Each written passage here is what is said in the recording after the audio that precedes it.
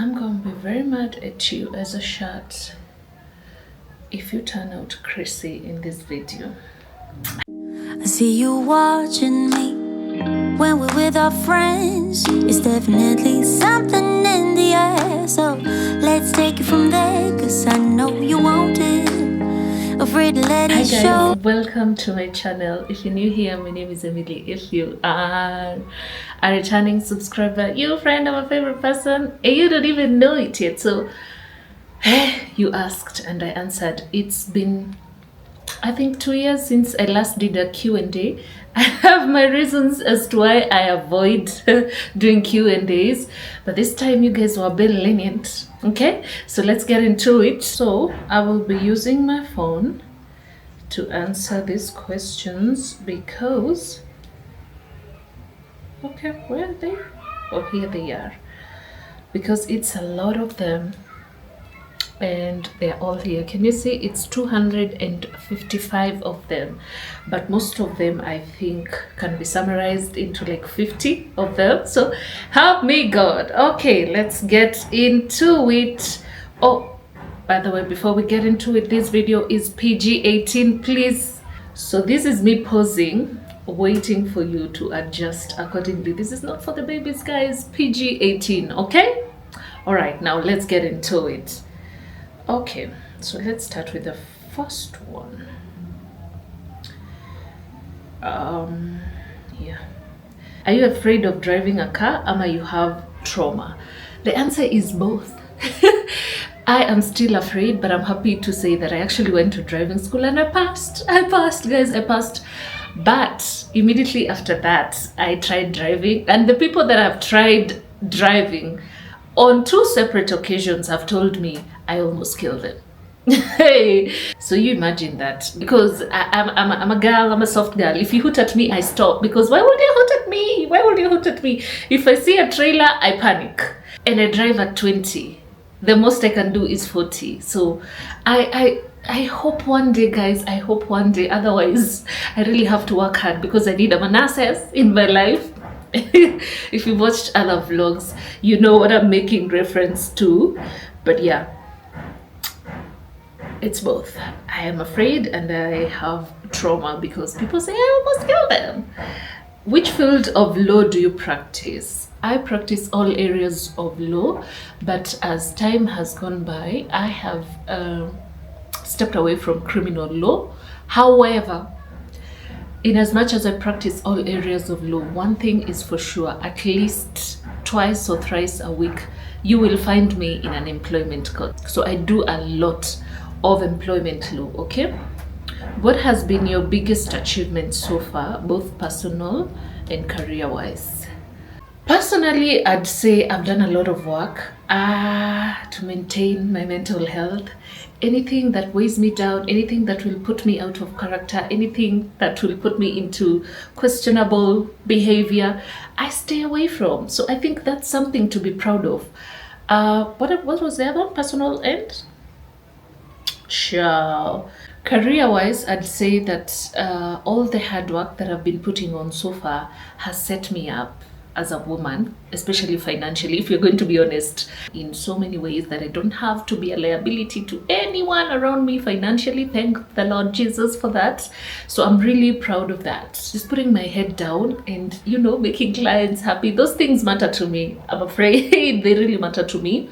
And so I'm very proud of that through my career, I have been able to set myself up financially and to be able to be of help to those that surround me and do not necessarily have the means. I think that is one of my biggest achievements. Which law firm do you work at? I work at my own law firm. I saw so many questions on this. I work in my own law firm as a partner.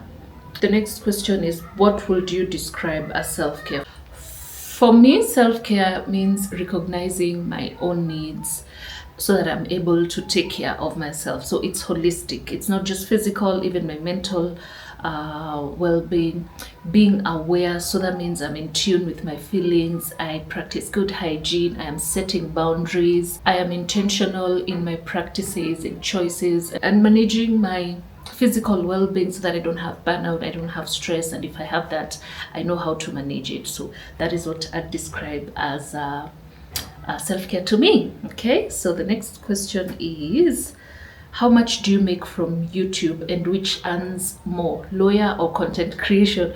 Well, there is no day.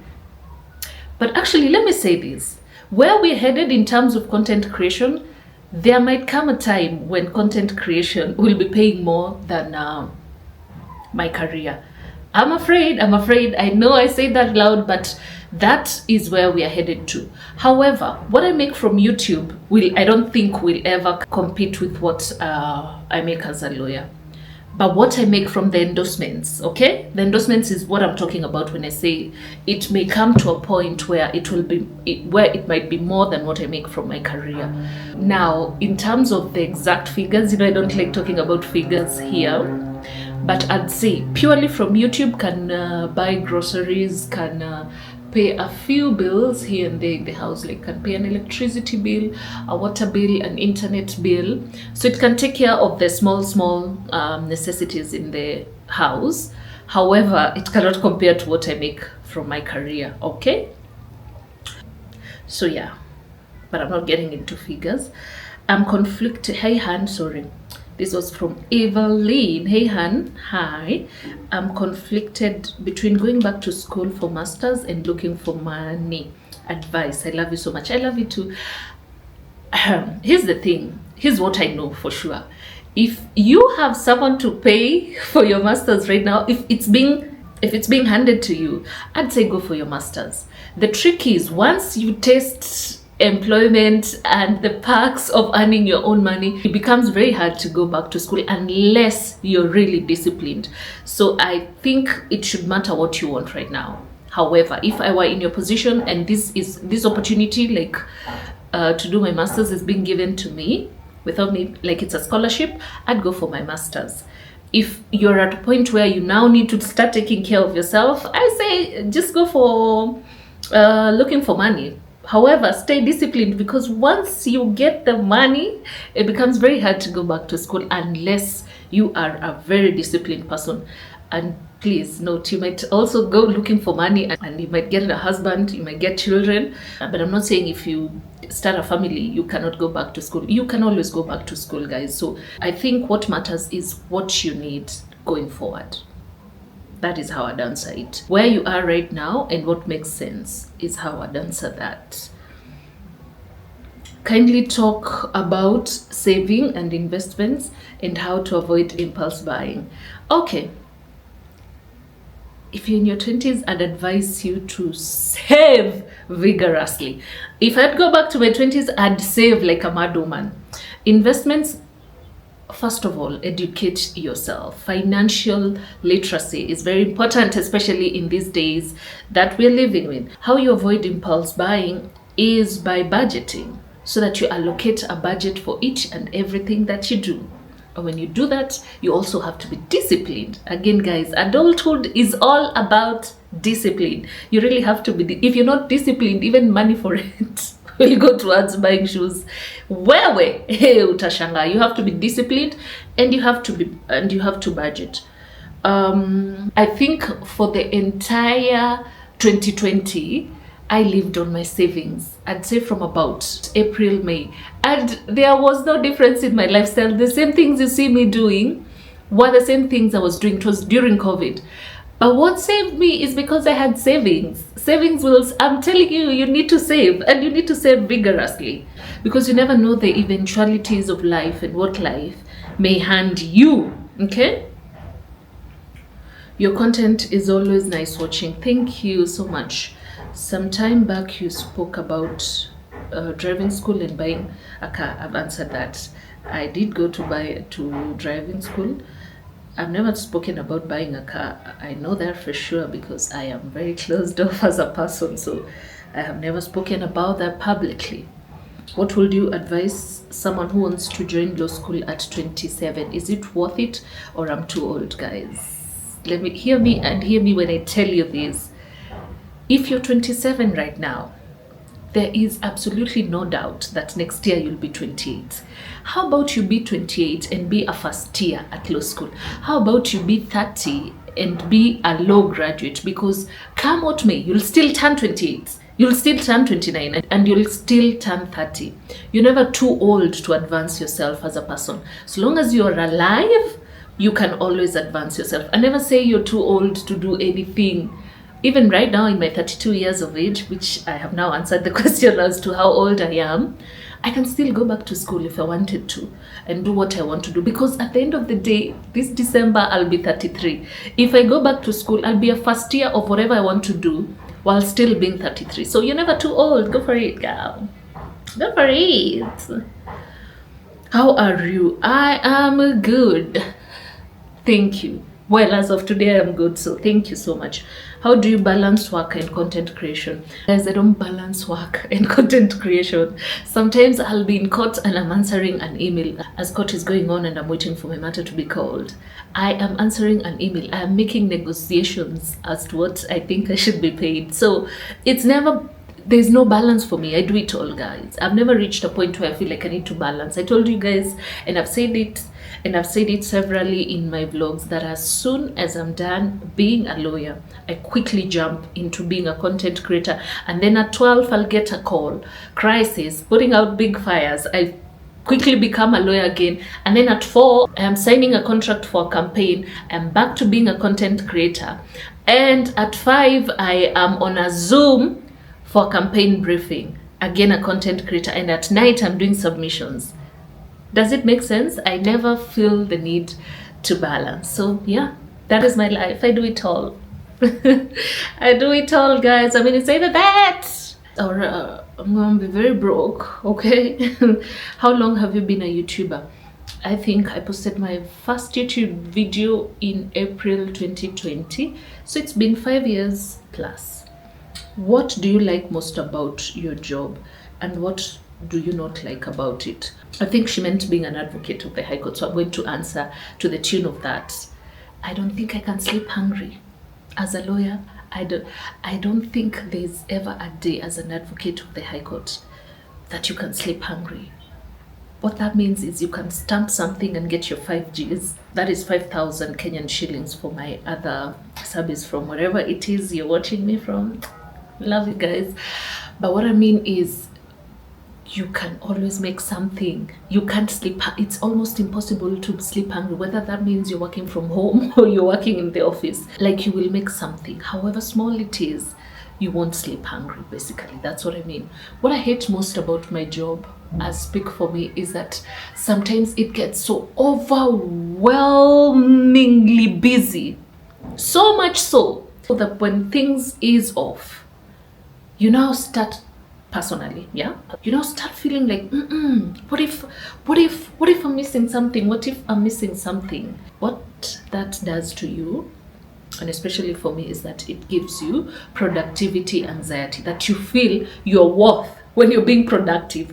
So much so that if you're free, you now start being suspicious of your free time. Start thinking, okay, what if I'm missing? What if there's a hearing going on right now and I'm not aware of it? Meanwhile, I'm one to know that my next hearing is on 30th October. Today is, what day is it? 18th. That is to say, usually I have my matters here even before they are on my diary. But what I hate most about my career is that when it becomes too busy, I attach my worth to that. So much so that now when I'm free, I start feeling like, hey, something is wrong. I need to be productive. I can't be this free.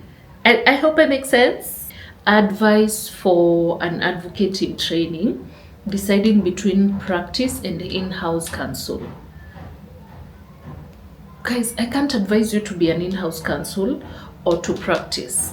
It is do what makes you happy, because you'll be miserable in court if you want to be an in-house counsel and you're practicing.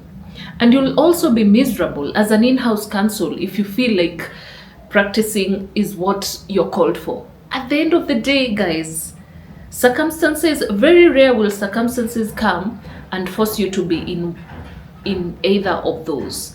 I feel like personally, you know where you'd want to be. However, I would not give the best advice on being an in-house counsel because I've never been one. I've always practiced law. Okay, literally didn't know Nkatha is your sister, how would you describe your sisterhood? Guys, my sisters are my friends. All of them, they are my friends, and I love them dearly. So dearly. Those are my ride and dies. We ride at dawn. We are very close-knit family, so I'd say there's so much love there. We are all very different, but that is how our parents brought us up, to be independent of each other. if you know my sister and Kathake, you know we are completely different. But one thing is for sure, we are rooted in love and compassion for each other, and that is what our parents would love to see. That means we are respectful of each other's choices in careers, in whatever you do. We talk almost daily and we support each other. We have our in-house jokes, and when we are together, I'm telling you, it's the best time ever. It's the best time ever. Okay, what are the pros and cons of being Emily? I'd say the pros of being Emily is that Emily is loyal to a fault. Emily is very consistent. My A is A, my B is B. I'm very black and white. There are no gray areas. And another thing is, the cons of being Emily is that I use silence as a defense. I use silence as a punishment. I use silence to detach. Because one thing about silence, you will never misquote it. If I tell a lie, I'll tell a lie by omission, not by commission. That means that I'm very self-aware. So those are the pros and cons of being Emily. What course did you take in uni? And are you doing this must be a new girl here. Barbie doll. You must be very new here. I studied law in campus, yes, and I do the job that I studied for. How does your wellness journey look like? Healthy eating, supplements, workout walks. I walk here and there. Occasionally. I skip rope occasionally. I eat healthy occasionally, so it's not consistent. Hey girl, you inspire me a lot. Thank you. Are you content with where you are right now? I'd say I'm happy. Like I'm not complaining. However, there are things I would wish would happen differently, that God would do differently. But even as I wait, I am waiting in contentment, if that makes sense. Not a question. Keep winning. God bless you. Thank you, Shiko Tabu. Are you currently seeing someone, and what's your take on men? My take on men is men will be men, guys. And as to whether I'm seeing someone, I'm in a very delicate season in my life, so I am seeking God diligently, and that is the answer as to whether I am seeing someone. Not a question, but you inspire me to work hard and live the life luxuriously waiting for Manasseh love. Amen. From your mouth to God's ears. And thank you for that. Not a question, but just to tell you that you inspire me a lot. Stay blessed. Thank you, and stay blessed too. Are you married? No. How old are you? I'm 32. How do you deal with these men? I don't have to deal with men, guys. If I mean, the clues are there. Why do you have to deal with a man? Take things as they are. Take things as they are, and not for what you'd want them to be, and you'll be very content in life. That is how I deal with not just men, but just human beings, guys. I don't have to deal. I can walk away. I don't have to deal. If you choose to deal, that's on you. However, for me, I don't have to deal. There are so many options before dealing. One of them is walking away. The other one is nipping disrespect as soon as it happens, because what you allow will continue.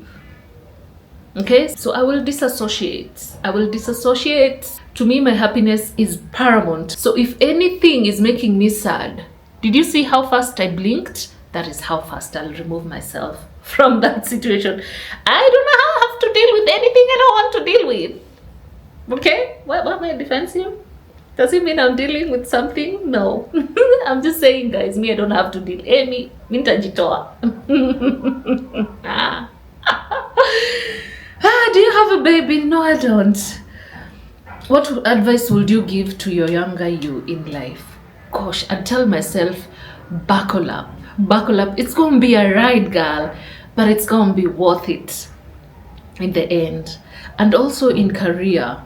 In career, I'd say it turned out well because, guys, I told you, when I've only been employed once in my life, but in that employment period, I became an asset. There is no job in a law firm that I cannot apply for right now, except an accountant. However, I can apply to be a managing partner because I taught myself how to be a managing partner. I can be a partner. I can be a clerk. I kid you not, I can be a clerk. I can be a secretary. What else is there? Okay, I can't be a cleaner now. I can't be a cleaner now. No, absolutely no. And I mean that in all humility. But of course I can clean. I'm just saying I wouldn't apply to be a cleaner, but I can clean now. Okay?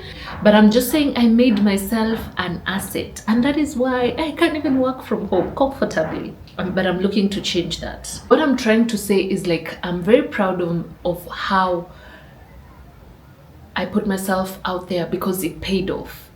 The thing I'm seeing with this generation of people is that, why would you give me a clerk?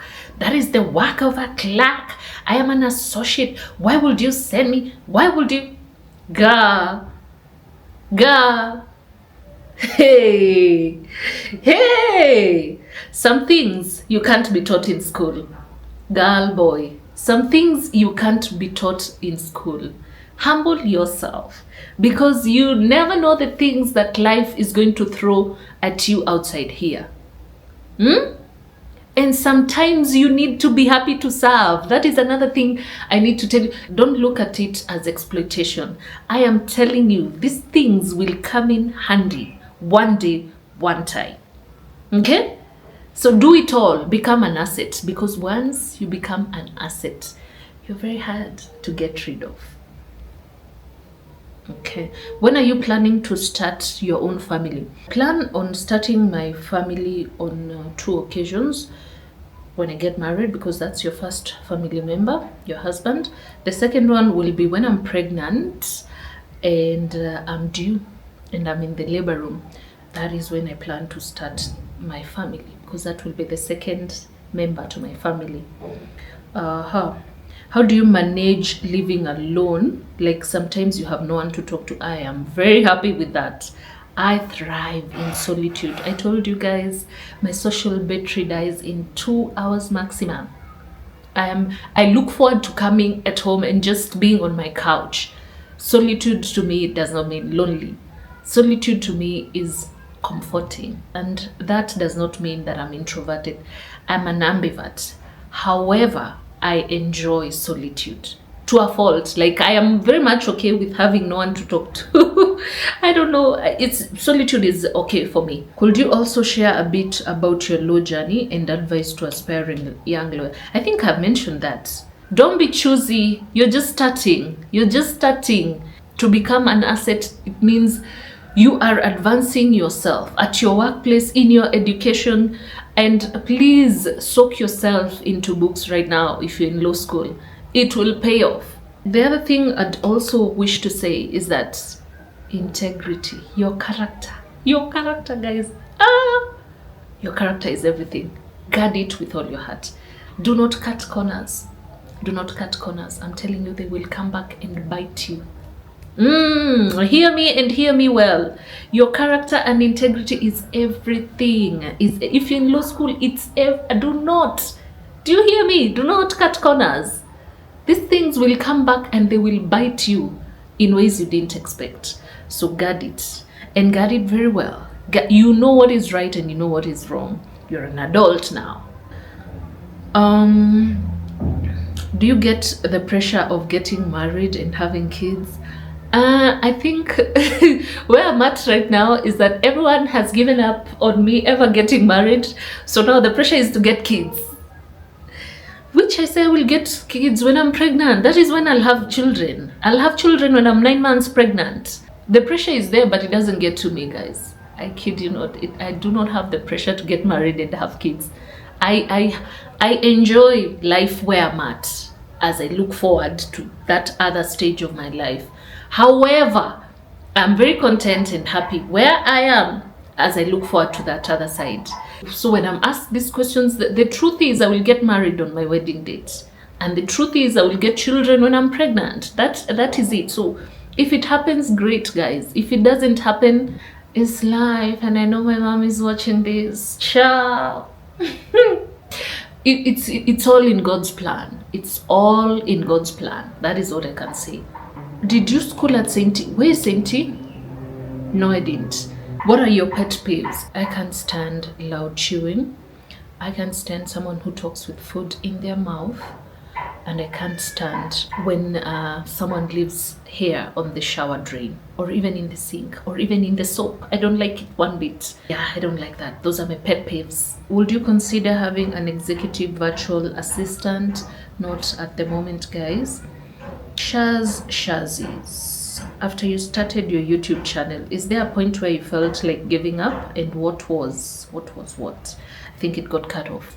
Have I ever felt like giving up on my YouTube career? No, guys, because what I do is my day-to-day life, and then I just put a camera on. That's it, guys. So I've never felt like giving up. However, sometimes I'll just sit down and ask myself, why exactly is my life on YouTube? Well, parts of it. Why exactly is my house on YouTube? Why would someone recognize me on the streets? Like, how did we get here? I get that at some point where I feel like, for someone who values their privacy like that, I don't know how you describe that, but I get that feeling of, why exactly is my life on YouTube? How did you prepare and study for CLE? It's a crucial moment and it's chaotic this time. Let me tell you, if I did not run mad studying law collectively, I will never run mad. I remember at some point, I was going to school with sandals and pajamas. That is when I was doing my LLB, because, wow, it gets so chaotic. But for KSL, what happened is, other than the farm that the school allocates you, had a group of us females that we formulated our own group that we used to meet and discuss. And like, I did nothing else other than study. I did nothing else other than, you read like your life depends on it, because your life actually depends on it, guys. Think about it. So how I immersed myself into books thoroughly, like a crazy person. That is how I prepared for it. Oh, okay, so this is and what was the reason as to why you felt like giving up? This was the earlier question on giving up as a YouTuber. Advice: a 25-year-old with imposter syndrome on her crochet business. Okay, acknowledge it. It's very important that you're self-aware and you acknowledge that you have imposter syndrome. Ask yourself, what is this trying to teach me, instead of why is this happening to me? Seek support. Talk to your mentors. Talk to someone that you look up to, and then document your achievements. I think that also helps a big deal. Challenge it by reframing your mindset and adopt a growth mindset. I think that helps. Of course, don't compare yourself to others, and seek help, guys. Seek help where you can. I think that is how you can overcome imposter syndrome. Okay, so the other thing is, hi girl, do you deal in family law, and can your service seek professional law services? Yes, they can. As I've said, I'm only moving away from criminal law in the legal profession as a young advocate. I'm wondering, does it get better money-wise? Oh, it does. I promise you it does. It will get better. Not today, not tomorrow, but eventually it does get better. Oh, it gets so better. It gets so better that I can be able to afford my lifestyle is purely out of my career. So it does get better. And I know I'm very high maintenance, so it does get better. Any tips for a lawyer who wants to join content creation? I think all you need is a camera or a phone. Actually, a phone. The camera will come afterwards. But at the back of your mind, always remember you're a lawyer and your reputation is everything. I think there's something you can borrow from all of us that are content creators and are also in the legal profession. Whether we're doing lifestyle content, whether we're doing financial literacy, whatever it is, I'm sure there's something you've observed about the girlies or the gents who are content creators and are also legal minds. At the back of our mind, you can tell that this person knows that their reputation is everything. We move a bit different because we have that at the back of our minds. No question. I love you, Ems. Thank you. You're my favorite person and you don't even know it. Talk about mentoring us. You know, the other day I read that a mentor is not someone you find. They find you. So how do they find you? Engage with them, whatever it is they're doing, whether they're doing talks, whether they're doing conferences. Be where they are, engage with what it is they do, buy their books, listen to their talks, listen to whatever it is. Like, be supportive of what they do. If they are having a conference, attend it. If they are offering something that you have to pay for, workshop, whatever, pay for it, guys. These mentors will find you. You don't go finding mentors. That's what I read, that they are supposed to find you, and somehow they will. Are you a registered voter? Yes, have been for quite some time now. Kuna shughuli inahitaji mbogi. So guys, please go and register as voters. What financial and career advice would you give to a 25-year-old working in corporate? Advance yourself, get a master's, do some courses, maintain your character, maintain your integrity, read materials, throw yourself out there, be an asset where you work. Financially, I'd said at the beginning of these, save, invest in something small. I feel like in your 20s, whatever financial mistakes you do, they are forgivable. But that does not mean you don't make at all. Invest in market funds, invest in real estate if the circumstances allow. Find something to do. Get a hobby that advances you. Read books, seek God diligently. I'm telling you, seek God diligently. As you grow older, you realize that God is everything. If you don't have God, I'm not even trying to be too preachy and religious, but as you grow older, you will realize you need God in every single thing that you do. Okay? Which brand would you like to work with in the near future? Guys, you know, I don't talk about things unless they materialize. That is a prayer item to God right now, but I've shared with close friends which 2 brands I'd want to work with. What keeps you grounded, especially during tough times? You're always well put together. Okay, so actually let me tell you something, guys. The thing with content creators is that you dehumanize them. You think we don't go through tough times. I am telling you, we go through tough times just as much as you do.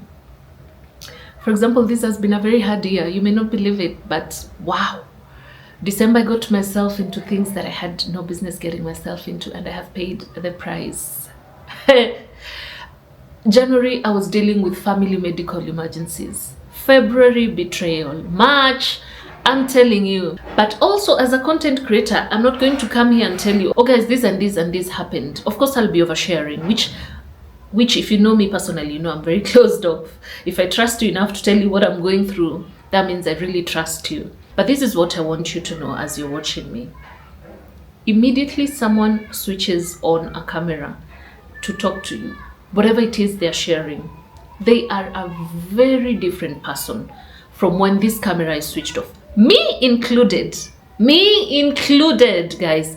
Do not ever deceive yourself that what you see is exactly what it is. I am human. I go through the same things that you go through, and probably even worse than what you're going through. Okay? You cannot possibly assume, let's take the previous vlog that I posted, that my entire life can be summarized into a 1 hour 30 minutes vlog at most. 3 weeks. A day has 24 hours. How is it that I'm able to summarize 3 weeks into 1 hour 30 minutes vlog? That means I'm sharing with you my highlights. Okay? Guys, we are humans. The thing is that you dehumanize us because of what we share with you. It's just that you can't share every single thing about your life. But we're going through the same thing, guys, if not worse. So stop dehumanizing us. That is what I just wanted. That is what I just want you to know at the back of your mind. When a camera is put on, the version that you get, I'm not saying that I'm black and I'm white. It just means there are things that I'm very comfortable doing in front of a camera that when the camera switches off, I won't do. That doesn't mean I'm a completely different person. It just means I have the awareness that there's a camera in front of me. Know that and you will know peace.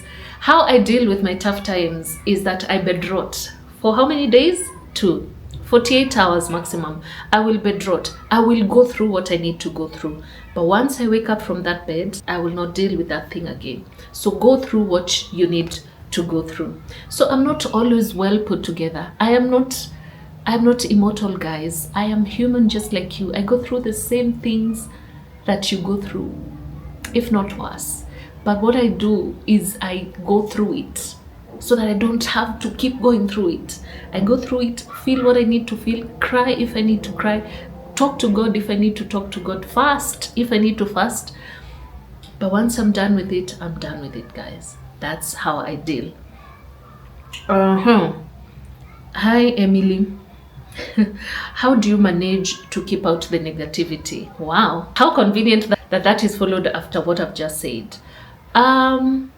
This is my rule. If they don't know me personally, I don't take it personal.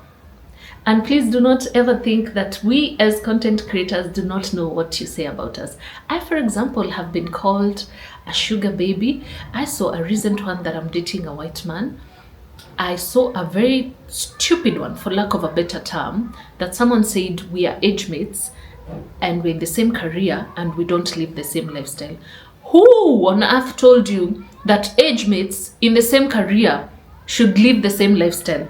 Do you know there are people who are admitted after me and live a better lifestyle and vice versa?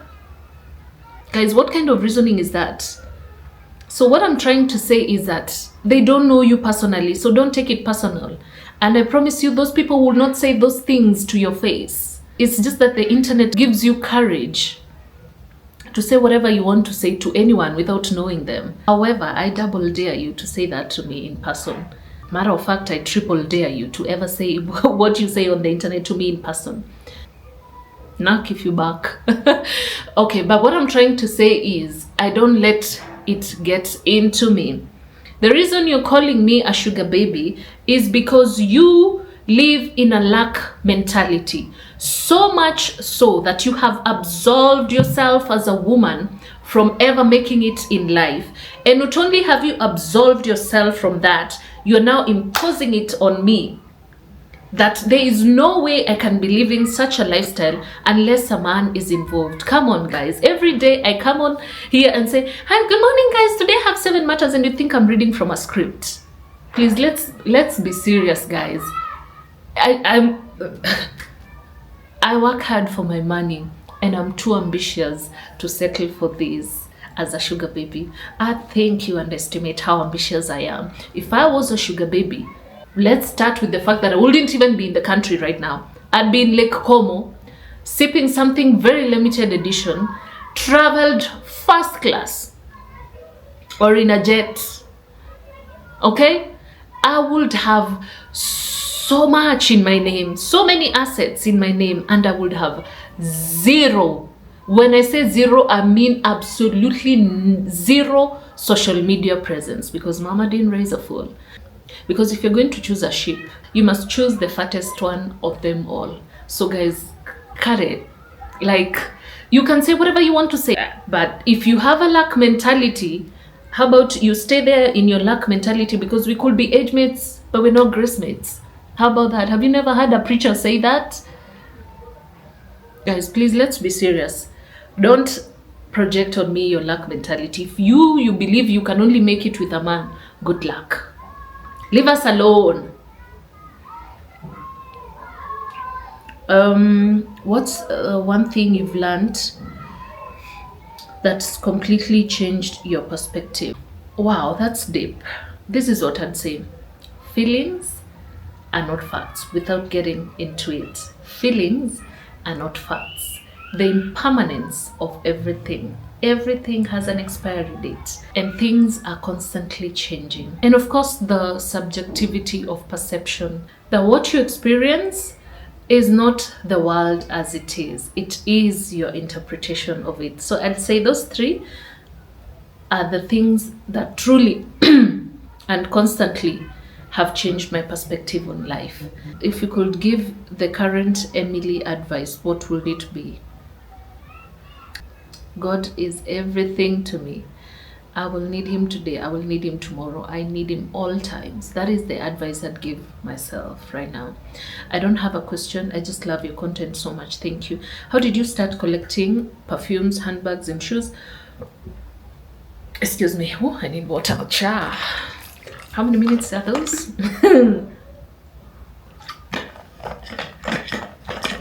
I hope I can make it to 1 hour or 1 hour 30 minutes at most. I have a very abundant mindset. So you might think I collect things. I don't. The only thing I collect is handbags. However, handbags go for the cheapest, maybe 300,000, something classic, if we're being honest, goes to the tune of 300 of thousands. But perfumes don't go for 300,000, neither do shoes. So it's easier for me to buy those things, okay?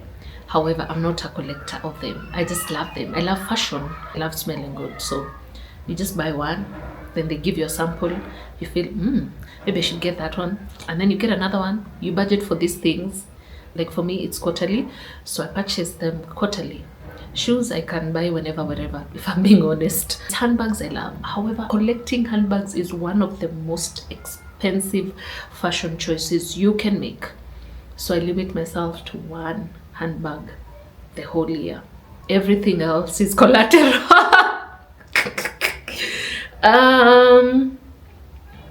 I have just started earning. What is your advice on investing as a beginner with small money? Guys, find what works for you. There's so much information on the internet, so much so that if you want to invest in real estate, in market money, for example, I want to start money market next year. So I follow a lady called the Wealth Advocate 254. I really follow what she does. So find what you'd want to invest in and find as much information as you can so that you don't get scammed, my lovelies. Okay? Do your due diligence. Find a lawyer if you want to invest in real estate. Okay, I'm sure I will talk about this, so let me not touch on it right now. But find the experts so that you don't end up being a victim of fraud, for example. Have you ever felt stuck in life, like you're not achieving your targets on time? The thing is, I'm very patient, guys. I am extremely patient, even in the small materialistic things. Like, I will not buy a 32-inch TV when I want a 65. I will stay without a TV until the day I will afford a 65-inch TV. So I am very patient. So long as I'm doing the best I can, and I really talk to myself, guys. I positively talk to myself. So long as I am doing the best I can with whatever I have, I for sure know it cannot go worse. And why is my battery blinking? Child, I for sure know I cannot fail. When the time is right, the Lord will make it happen. If you weren't an advocate, what would you be doing? I would be a magistrate. I studied law to be a magistrate, but not anything else. I actually wanted to study law. I can read. I think the one thing I can reveal to you guys is I'm an ardent reader of books. I have never revealed that anywhere. But if you go everywhere around me, there's a book. There's a book at my table. There's a book there. There's a book at my dining table. And there's a book in my bedroom. I'm an ardent reader. I don't mind reading. I can read and read and read. So being a lawyer made sense to me. It came very easy for me. Although some people thought I would be a news anchor. No. Do you have a dad? You've never mentioned him. Everyone has a dad, whether they're present or they're absent. Mine is in heaven. Okay. Hi, Emily. Big fan for sure. What does a good life mean to you? I think over time, Just being able to afford my lifestyle is a very good life to me. Not bothering anyone, and especially a man. That for me is a good life. Living a purposeful life, that includes living a low abiding citizen life. So I'm not always looking over my shoulders. I'm not out here doing people dirty. Like, I'm living authentically, showing up authentically as me. That is what it means to live a good life. Being of help.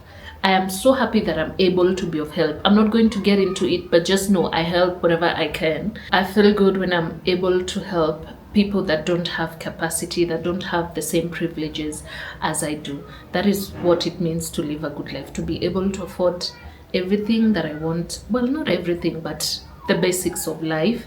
What is the best and worst decision investing in real estate as a woman below 35 you see often? I think the best decision is because you're investing in an asset. So that kudos to you. The worst decision I have seen, and especially for women below 35, is not doing your due diligence. Okay? If you're married at this point, is it a matrimonial property? If your spouse has contributed financially to the purchase of that property, it becomes matrimonial property. Okay? However, I have seen some women say, oh my God, I love him so much, I'm just going to include him because I have children with him. Do you know men? Do you know men? Do you not know men? What you have bought with your own money is yours. Because now here's what the problem comes. There's nothing wrong with being in love, so much so that you want to to include your husband as an owner of in whatever real estate investment you're making. Because in all honesty, there are men who also do it for their wives. So if love is a factor, it is okay. But what I've seen is the red flags are there. Oh my God, they are there in plain red. But somehow you still want to prove yourself as a woman. So what you do is you include him. And let me tell you what will happen. That will be matrimonial property. And then when you go to court, you start saying, oh, I loved him. At that point, I loved him so much. That is why I included him. He did not even contribute one kobo. Sasa, surely, how did we get here? If you can see the signs that this is going to end badly, and you're the one who's fully contributing to the purchase of that apartment, that land, just have it in your name. It's okay even if you have children with this person. You can always leave it for your children to inherit. The other thing I have seen is that sometimes most of below 35, that means you're getting an apartment probably, or you're getting land. It's being financed by the bank. And then you start thinking, the advocate of the bank is your advocate. So you don't get an advocate to do due diligence for you.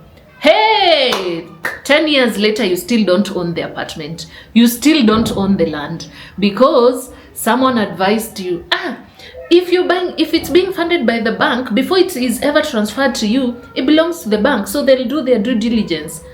Let me tell you a lesson I remember from my conveyancing class is that the advocate for the bank acts in the best interests of the bank. Your advocate will act in your best interests. Okay? So please get a lawyer. And I'm not saying this because I'm one. Get a lawyer. Even I have a lawyer. Did you know that? Yes, I do. Because you need a lawyer. You need a lawyer. Get a lawyer to do the due diligence, to even inform your decision as to whether it should be funded by that bank. Okay? I think those are the two major mistakes. There are so many others, but those two are the ones I'd point out. Okay. What would you advise a 28-year-old girl starting again? Start as many times as you need to. So long as you're not dead, start as many times. It doesn't matter how far you've fallen, guys. Please start. You've got only one life to live. Start as many times as you need. Fall, rise again. And guys, please embrace the idea of positive talking to yourself. Like, even when I'm down, bottom barrel, trash down, I always talk to myself and tell myself, Emily, I'm already down. So it cannot get worse than this. The only way is up. How many times have you heard me say, but nothing we can't handle? You know, you think it's a quotable quote in my vlogs. But that is how intentional I am in positive talking. However bad it is, guys, start again. Start as many times as you need. And how about you start again, this time with God? Because, I mean... I said I'm not going to sound too religious and too preachy, but whatever it is that you believe in, start now with that this time. What was your field of specialization in law school? You don't specialize in law school, you specialize in practice. In law school, you will read all of them, including mathematics, and then once you get out there, you decide what you'd want to specialize in. What was Emily like when in campus? When I was in campus, I ate crap. When I was in campus, I ate fries a lot. When I was in campus, I had pride. I didn't want to date anyone from campus because I didn't want anyone in campus saying they have dated me.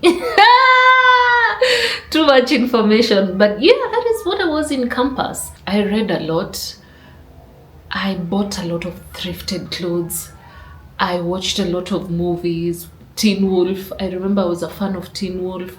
I didn't watch Vampire Diaries. I used to watch the Kardashians. That is actually where I got the notorious habit of watching Ratchet TV. That is where it started. But yeah, my campus life was actually very easy until I got to 4th year. Now, where I had to get very serious because there's the project and I want to graduate by the December of that year. So yeah, my campus life was very easy up to 3rd year, I'd say. What would you tell your younger self, a 20-year-old? I think I've answered that. Your 20s are your selfish years. Love a little, love more. Be careful who you hang out with. Seek God.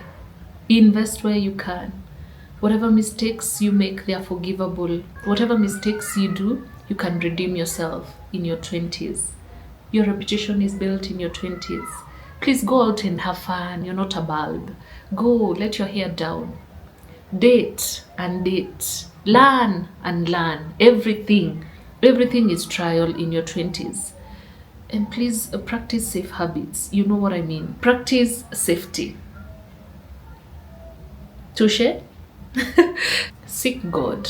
You always need God, all times. Yeah, so that's what I'd add on to that. Did you ever doubt yourself before success? If yes, how do you deal with it? Guys, me, I don't doubt myself. In fact, the way, I don't know how to put it, but the way my self-esteem is set, it's an 11 out of 10. So long as I put my mind into it, I can do it. What would you tell your 30-year-old self? Do you feel like time is running out? Time is always running out. We've got places to be. We've got things to do. I'm happy, guys. I'm happy. I know where this question is running, but running out of what? Running out of what? Marriage? Children? Guys, when the time is right, the Lord will make it happen. I know it's cliche. It actually is the right answer. A question. I admire the way you move through life, calm, confident, and so genuine. What is your dream car? It will definitely be a Mercedes. Do you plan on having a church wedding when that time comes? But of course, I'd want a church wedding, or rather, I'd want a marriage certificate. Hey, guys, please listen to me. It's very. Don't tell us here. I actually don't know what to tell people who say they are married and they don't have a marriage certificate. I cringe at the idea of someone saying my hubby, the hubs, my hubby, and yet they when the country kiulizwa inasemaji, wewe umeoleka kweli? You see, now I'm even speaking in Swahili. Does the jurisdiction of Kenya know you're married? Does it? I cannot even accompany you. You know, if you ever call me to go and confront anything, guys, please, I'm actually that friend you can call to go and confront anything in this world. But if you don't have a marriage certificate, unfortunately, I can't help you, babe, because you're not married. To be married, you need a marriage certificate. You need a marriage certificate, even the traditional one. If you're in a polygamous situation, also needs to be registered. The reason it's registered is so that we know your wife number one, then there's wife number two, which gives room for wife number three, and as many as the man would want to marry. All I'm saying is, guys, these shortcuts in life. Anyway, let's carry on. Do you have your own practice or do you work under someone? I have a partner, so I'm in a partnership. 24-year-old, aspiring for same life as yours, but still jobless and lives at home. Did you face setbacks prior?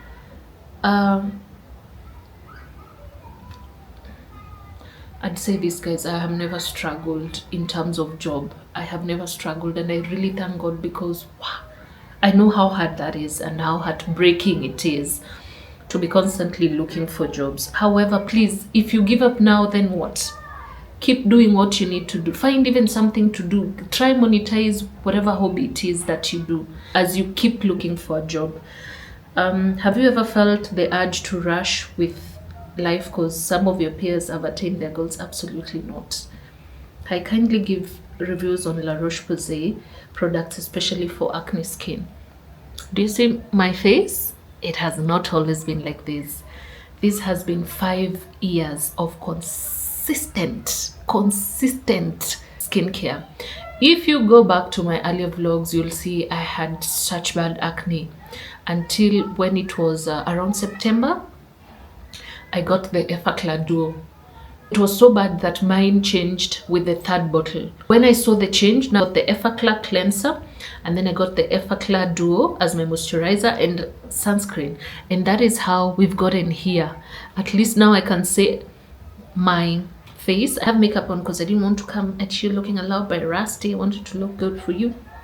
But I can say it's not much of a difference. If you watch my vlogs, I don't always have makeup, so you can tell we've come a long way. So they work, they do work. However, you have to be consistent, as it is in all areas of life. You have to be consistent, even with your skincare. Adulting calls for so much consistency and intentionality that if you don't do it, you're not going to get the results that you want. I love your style, thank you. Where do you get your hats? Mostly from Nairobi Glam Store. I'm going to leave their page here. They have such beautiful hats. What made you choose law, and was it something that you always wanted to do? I chose law because I wanted to be a magistrate. It's something that I wanted to do. Please tell me, would you be open to doing a declutter for shoes, clothes, handbags? I actually haven't done a sale in quite some time because as time has gotten, because I really buy a lot. So when I feel like I have so much, I just massively give it all out. So that is why I have not done that. However, I'd be open to do this. I'm going to be a little bit nosy. Are you taken or seeing someone? I have answered that. Small advice for 1-2 years lawyers. I have answered that. Other than advocate, what else can I do with my law degree, or how do I advance it? You can be a scholar, but do your masters so that you teach law. You can be an in-house counsel. However, I will always say this: there is so much benefit from going to law school. Don't leave it there at the degree. You may not be accorded the same chances as a person who does a degree, but somehow they're set up. You know, we don't all come from the same families. There are people who don't need to do anything and they're set up for life. Call yourself to a meeting and ask yourself, if I just do a degree, do I have the same chances as the son of so-and-so when they've only done a degree? If you're at the same level, then just do a degree. However, I'd always advise, go the extra mile and go to law school. There's so much benefit from that. Where do you invest and what would you I invest mostly in real estate, and I'm not going to answer anything more than that. Real estate. What do you look for a partner? What do you look for in a partner for marriage, the ideal man? Okay, other than the basics of what we all girls say, for me, I look for someone who's emotionally intelligent. That means they know their flaws and strengths. They know how to manage their emotions, and that emotional grounding helps him to be very empathetic towards me. With the emotional intelligence, I feel like you won't play mind games with me. You're not relying on manipulation, passive aggressiveness, hard to get. You take responsibility for your own flaws without blaming others, and you actively seek to grow. Okay, so emotional intelligence is number one for me. I also look for clear, open communication. That means there's intentionality. You say what you mean, and you mean what you say. You actively listen to me, not for the basis of formulating a response. You view arguments as things to be solved, not things to be won. That means your conflict resolution is A1. I look for shared vision and life alignment. You have your together. That means you have purpose and direction in life, okay? Whether it's in your career, in your hobbies, in your personal growth. You have financial responsibility. You live within your means. Very important, guys. And you manage your money competently. You're responsible enough to discuss finances openly and realistically. It's very important to me. So those three, I think, other than what we say, is he should be kind, he should be all those things. But I feel like if you have those three, you're good to go. So yeah, that's what I'd look for in an ideal partner. The next question, my phone had even locked. Principles you move in, just the basics of life, guys. Be careful how you move, be careful how you treat people, be kind, be loving, do what you say you will do, be humble. You're not exempt from the mishappenings of this life. Calculate the future cost of the decisions that you're making today. Listen to your elders. Have you ever heard that quotable quote that where an older person sees when they're seated, a young person cannot see when they're standing? How many times have you been told, not this way, this way? You went the wrong way and it came and beat you so bad, so bad. Yeah, so listen, because it matters. Worship God in truth and in spirit, okay? Dream car, I have answered. Hey girl, being a firstborn, do you feel any pressure? And how do you handle it as a firstborn? Guys, this was a lesson that my mom taught me when I was very young. As a firstborn, your siblings are watching you.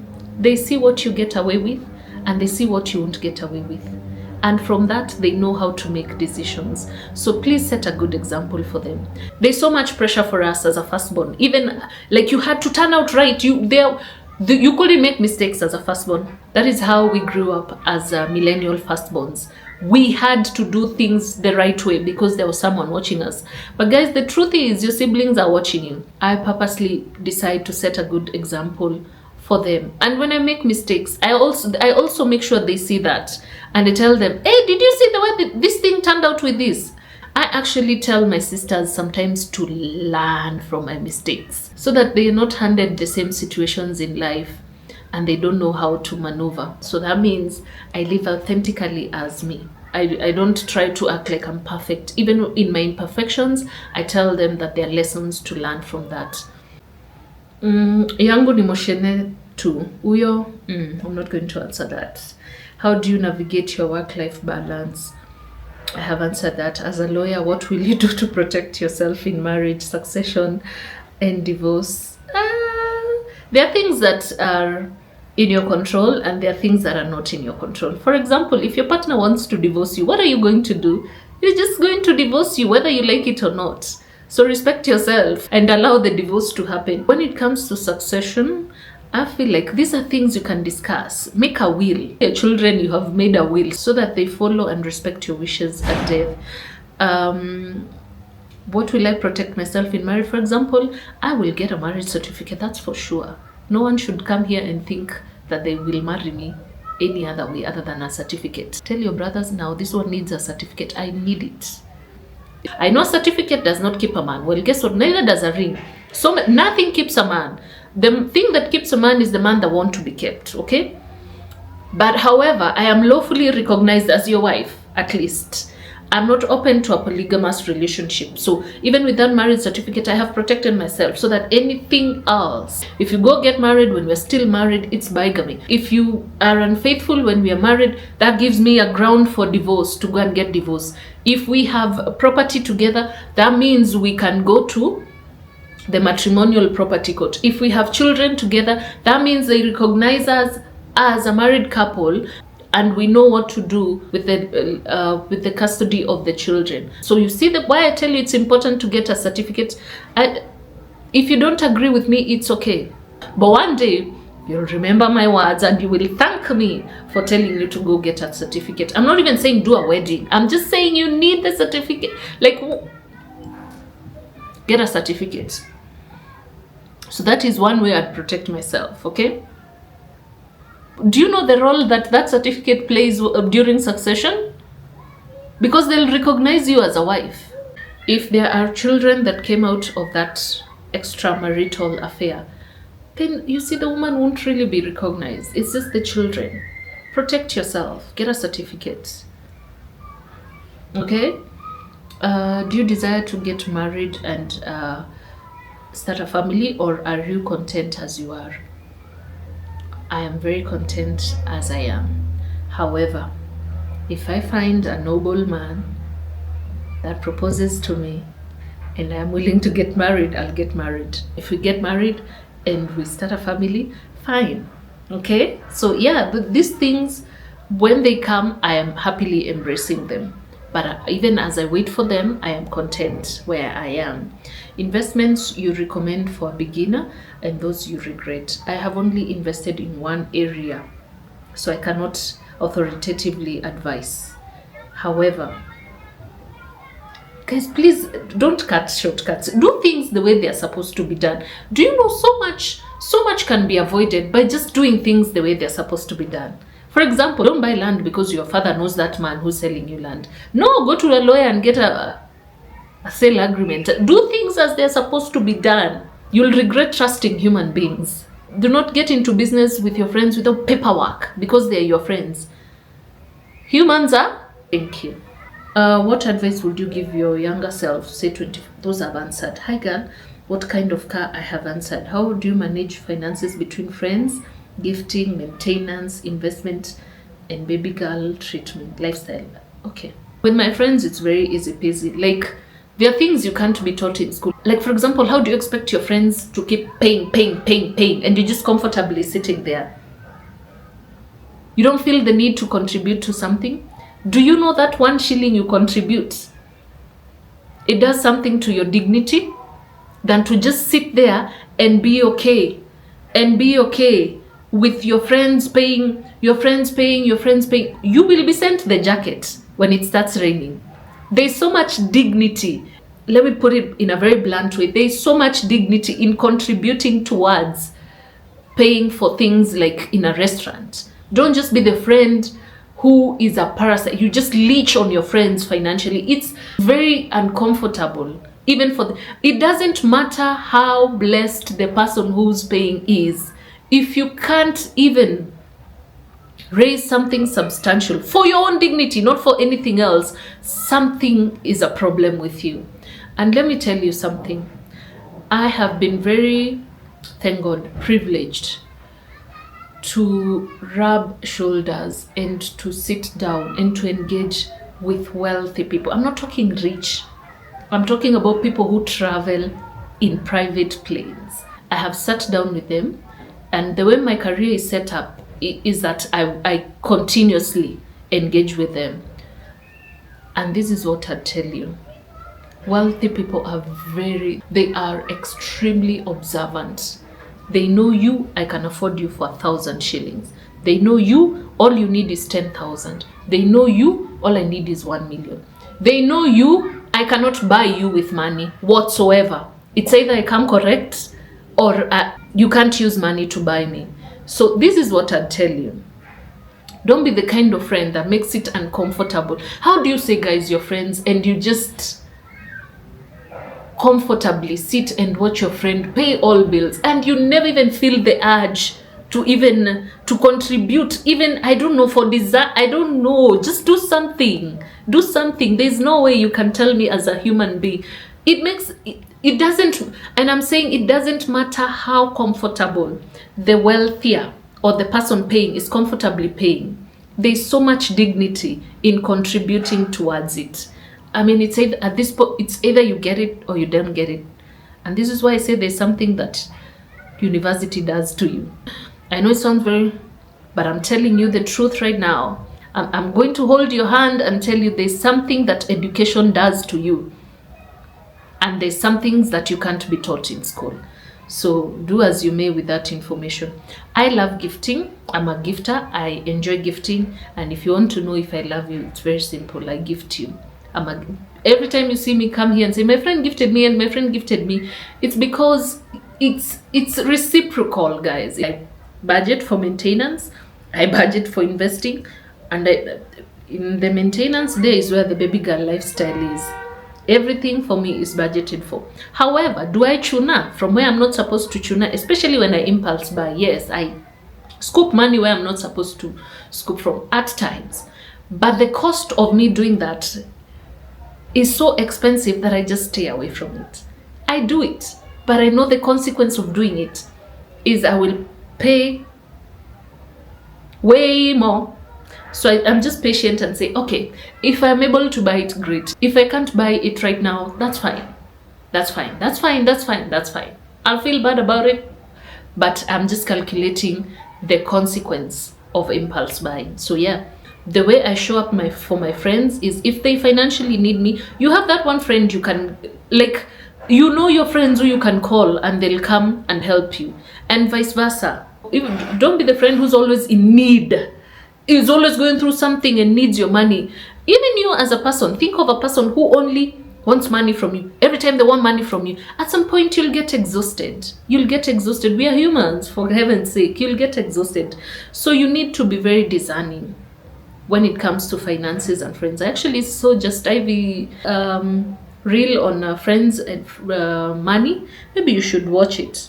But yeah, guys, if you take a loan, be respectful and pay for it. If you're having a hard time paying for it, just tell them I'm going to pay in installments like this. Be very forthright, guys. And there's so much we can talk about friendships and money. That's why I've touched on.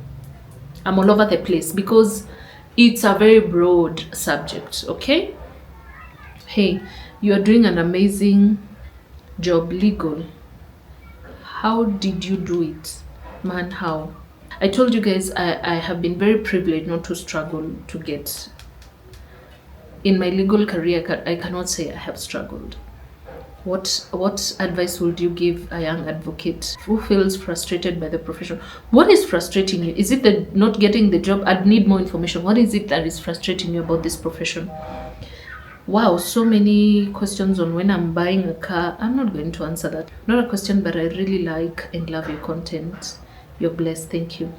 I know I'm a bit off topic, but where do you buy your wigs? I buy them at thegoodhairstudio.ke. I'm going to leave her page here, and I'm getting a unit soon. It's actually here. It's just in customs. Not really a question, but I really love your personality, your content, and please do a closet sale, especially your, I don't know what that is, but thank you. I'm currently jobless.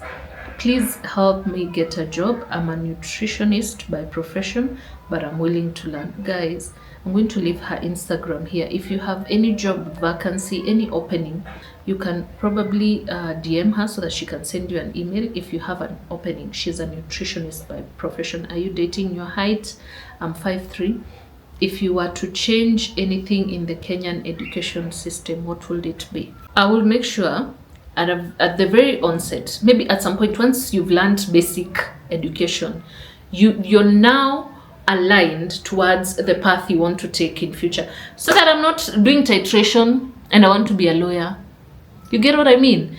What I am studying for is directly linked to what I want to do in future, not when I'm in campus. From as early on as grade 6, grade 7. I feel like we've made strides, but we can still do better. That is what I'd change. I'd change uniform.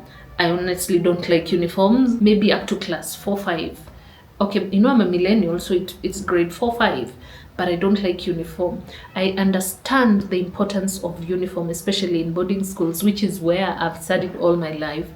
I understand that uniformity, but I just don't like it. But I don't like it as a day scholar. You get what I mean? I know it plays a purpose, but I just don't like it. Who inspires your fashion? I actually don't have anyone who inspires my fashion, like I can say this is the person. However, I borrow so much from so many people, from my mom, from my friends, from internet sensation. Like if I want something chic, elegant, there's Meghan Markle. If I want something classic, there's Victoria Beckham. If I want something sexy, Khloe Kardashian. A staple, Jessica Alba, Lily Collins. If not Lou, what was your next closest alternative? I didn't have another alternative. Who in the Real Housewives franchise is your best dressed and elegant? I'll say my best dressed. You know, Real Housewives have the coins, so they are very fashionable. But my best dressed is Lisa Milan from Real Housewives of Dubai. I just think she gets it. Honorary mentions to Mary. Mary is very elegant, but she's a pastor's wife, so you get it, from Salt Lake City. Erica Jane is actually very fashionable as well, from Real Housewives of Beverly Hills. Yeah, but my best dressed is Lisa Milan. How do you invest and grow your money? I have answered that. At what age do you think you really figured out your life, and what was the most trying time? I say 2020, I figured out my life. It was trying, but that is when I figured out my life. 2020, now I am 27 years, when I was 27. And it was the most trying time in 2020. It was for almost everyone, but I'm telling you, that is where I had to become an adult asexually. Do you ever plan on having kids? I have answered that. Do you have a license? Yes. The La Roche products you showed us in your YouTube vlog for acne.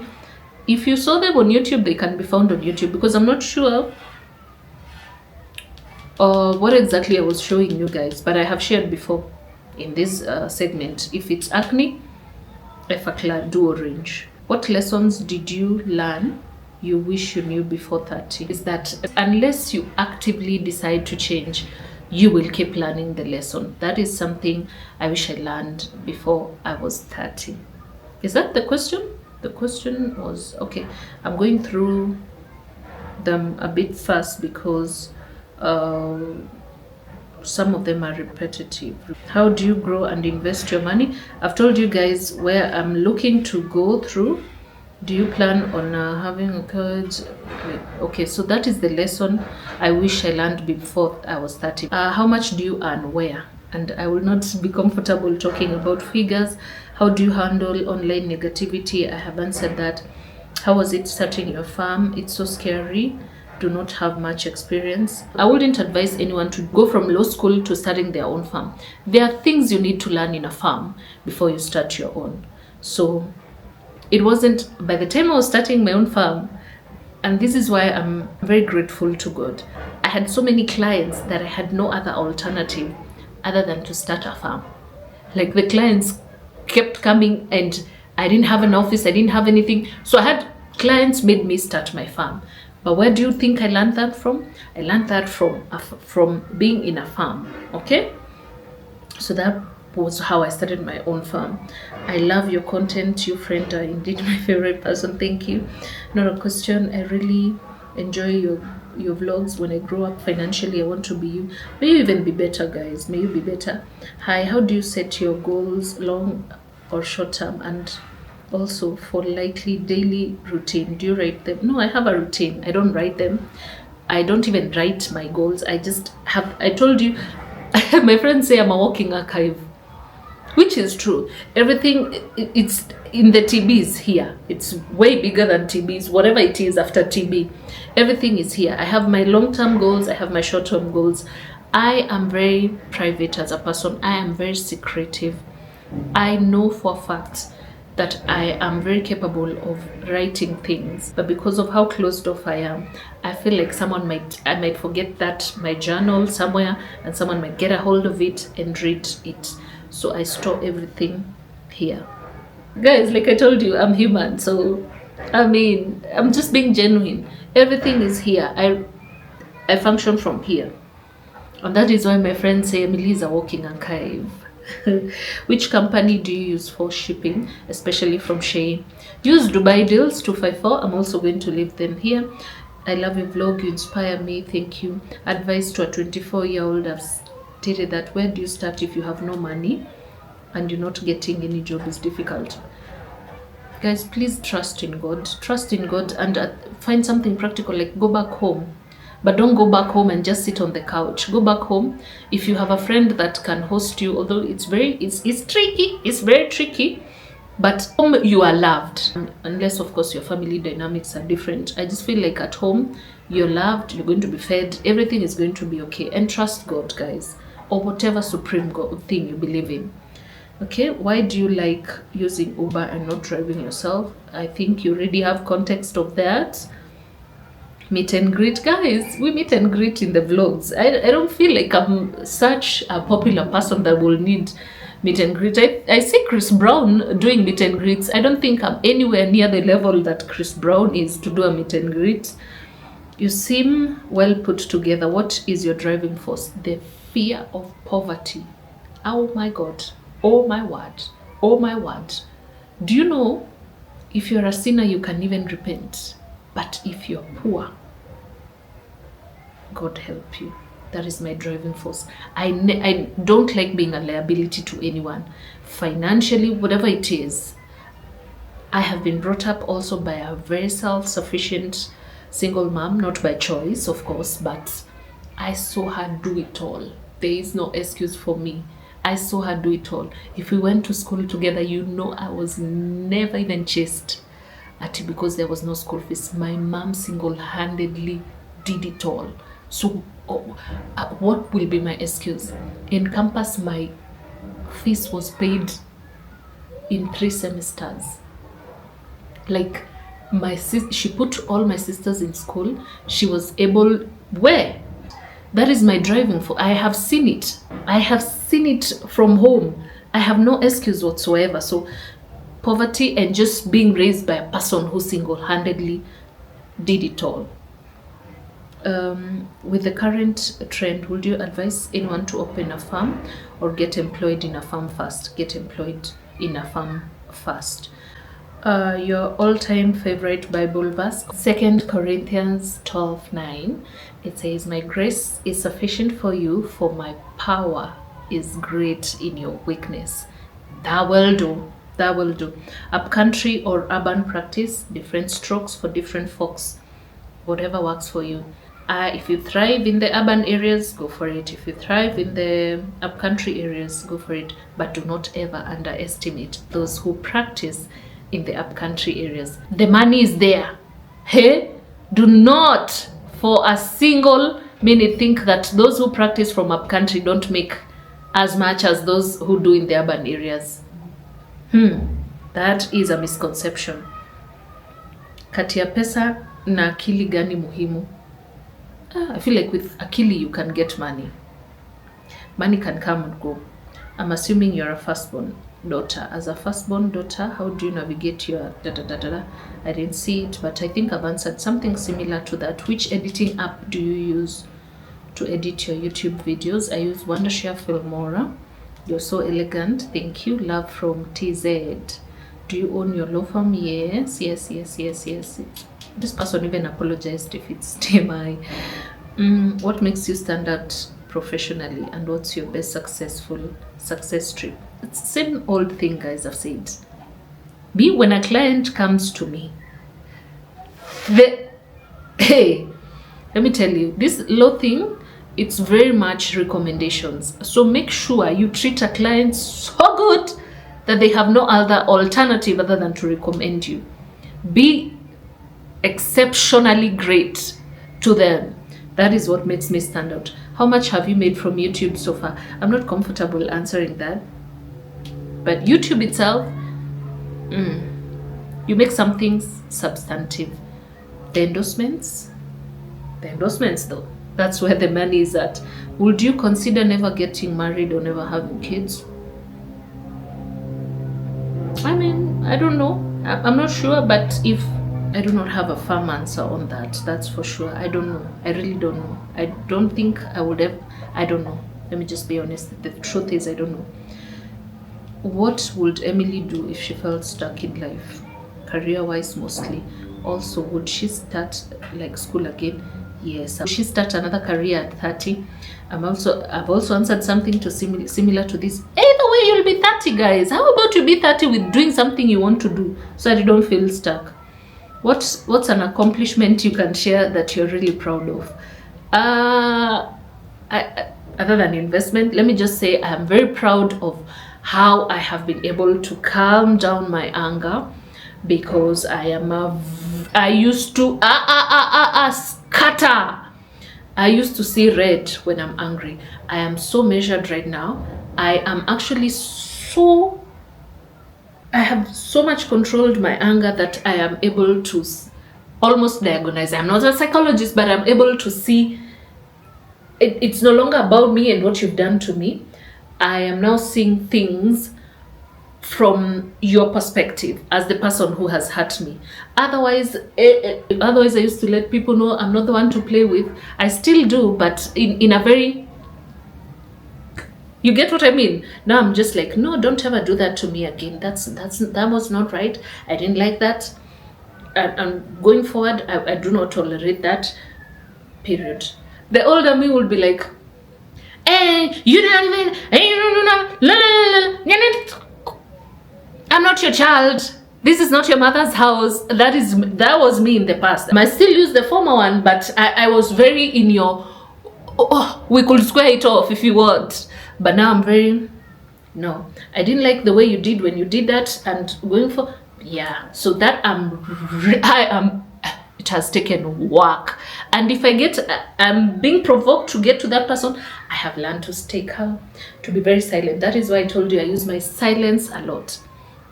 To control myself, to calm myself down. As a punishment, I'm also very good at there are people who will never hear from me, and that's for sure. I use silence a lot. But I like the way that I've embraced silence as a way to keep me calm when I have every reason to act out. Now, that does not mean that you will just walk all over me. It's just that I'm very different in how I handle it, okay? Are you dating? Because I've never heard you mention it. This channel is not very relationship oriented, so yeah, that is why you've never had me mention it. And there are aspects of my life that I just want to keep private. Is my shirt? Yeah. You are extremely amazing. Talk about investments, aka money. I feel like I have done that. Do you feel the pressure to be better considering you have a platform? I have also touched on that. I've told you guys it's very different. It's very different on camera from off camera. However, I know for a fact that I'm watched by a lot of kids, so I'm very careful about how I present myself here. I don't cuss. I make it very kid friendly, if you get what I mean. Would you like to meet up with your fans? Which is your dream car? What are your preferred investments, stocks, treasury bonds, etc., and your experience so far? So this is where I'm headed to next year. So I'll be able to answer these once I have fully made myself conversant with all these money market things. Okay. What advice would you give to a 22-year-old girl in terms of career choice? Go for something you love and you'll never have to work a day in your life. Can you date a guy who's younger than you by 1 year? Okay, my friends are really going to be surprised by this answer. Up until recently, when I say recently, I mean like about 2 years ago, I was not comfortable with dating someone who's younger than me. However, guys, at least let him be 30 and above. At least 30 and above. Yeah. Ooh! And that was brave of me to admit on camera. I am usually very skeptical of dating people younger than me. And I'll tell you what informed my decision. I got a first-hand experience in that age truly is nothing but a number. I have seen people who behave in a very mature way, in a very noble way, in a very wise way, as much as they are deemed younger. And I have seen people who are old and they act like 20, And I have seen 20-something-year-old men act in such a, like, it has nothing to do with age, maturity. It's either you get it as a person or you don't get it. Do you get what I mean? So I would say, are you younger than me? Is 32? Yes, I would. And that took everything in me to admit that on camera. So yes, I will. Do you have any international partnerships, e.g. Shein? No. Zara? No. Hopefully though, God willing. How are you dating? How is my mom doing? My mom is okay.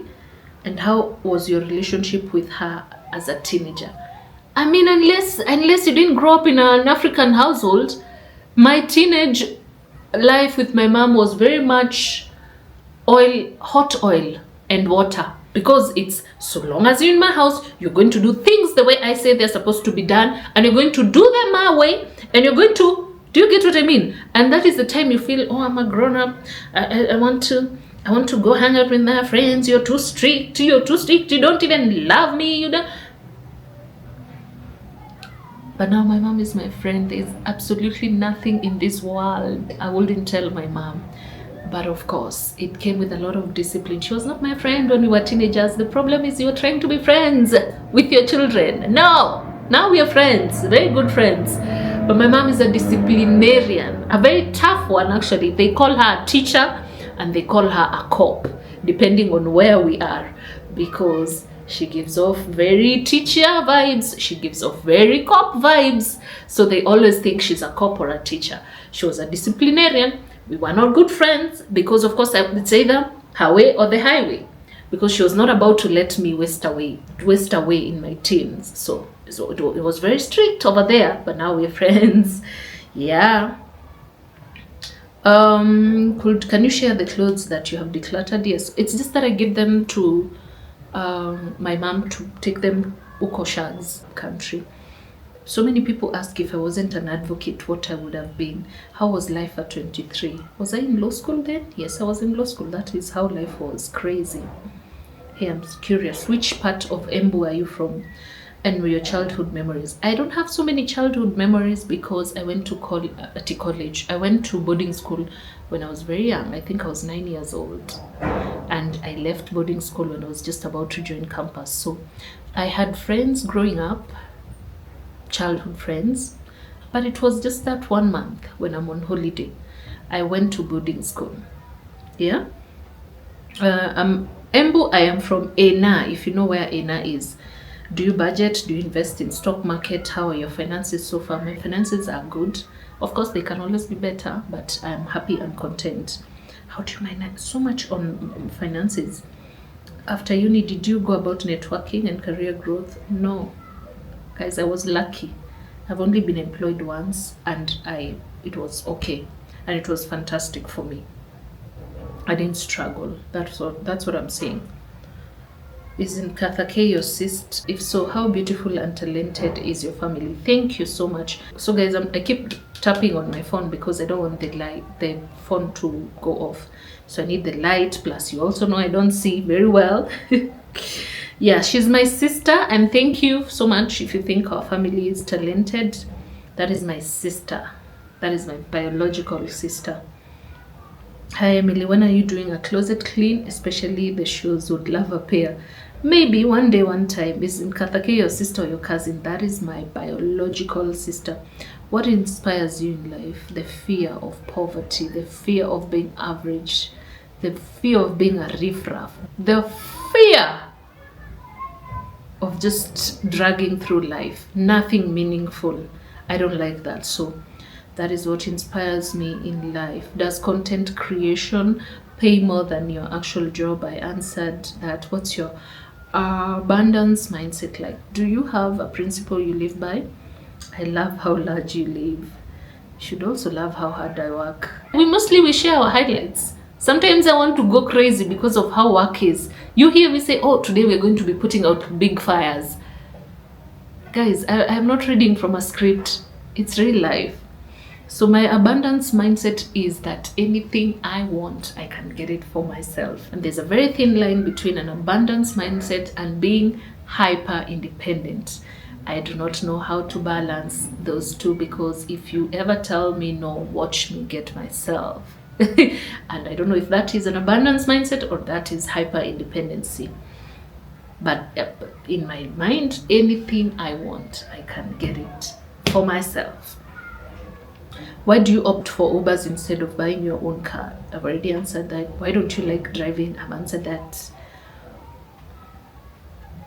What 5 values do you stand by this season of your life? I've answered that. Mbona hupendi curtains, or you don't walk naked in your house? Okay, this is how I'll answer this. When my house is set, no one will see me if I walk naked. That is the truth to that.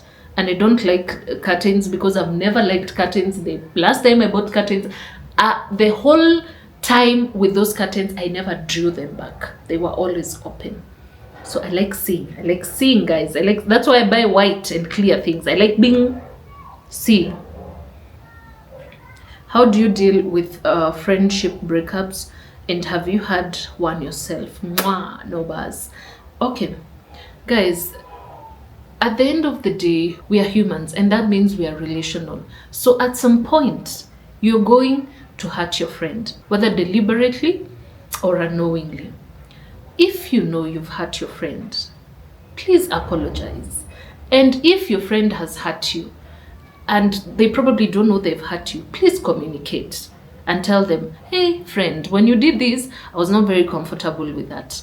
If they are a genuine person and that friendship means something to them, they should be able to apologize. I can't stand when people do you wrong and you attempt a casual conversation just because we are friends. Please do not ever, if you know you've wronged me, do not ever attempt a casual conversation with me. Start the casual conversation with an apology. That is one thing I can, because I just don't, I personally, when I hurt someone, I even get emotional because I just feel like, no, I moved mad. I didn't move well. No, I need to correct that. That was not nice. And I'm able to sit back and ask myself, where did I go wrong? Like, I'm accountable. I'm able to sit back and feel that I actually did wrong when I did so and so. And for me, if I've hurt you, it breaks me so bad because I treasure my friendships. I don't have many. Like I've told you guys, I went to boarding schools. So I don't have that many of friends. And boarding school teaches you how to be independent of. So I have a handful of friends. It's not many of them. And I don't have high maintenance friends where we have to talk daily. Daily. No. Most of my friends are people I've known for years plus. So for me, those friendships matter to me. If my friend tells me, Emily, you really hurt me when you did this. And even if they don't tell me, even if they downplay it, I am actually one to tell you, friend, I am really sorry for when I did this. The other thing I have learned is when someone tells you you've hurt them, you don't have the right to start saying, oh, I didn't hurt you. Actually, what happened? No. I think you're, no. Once someone tells you you've hurt them, you absolve any right to defend yourself. At that point, apologize. That is the truth. At that point, I feel like you should apologize. You can apologize, then say, this is where I was coming from. But the first thing when someone tells you you've hurt them is to apologize.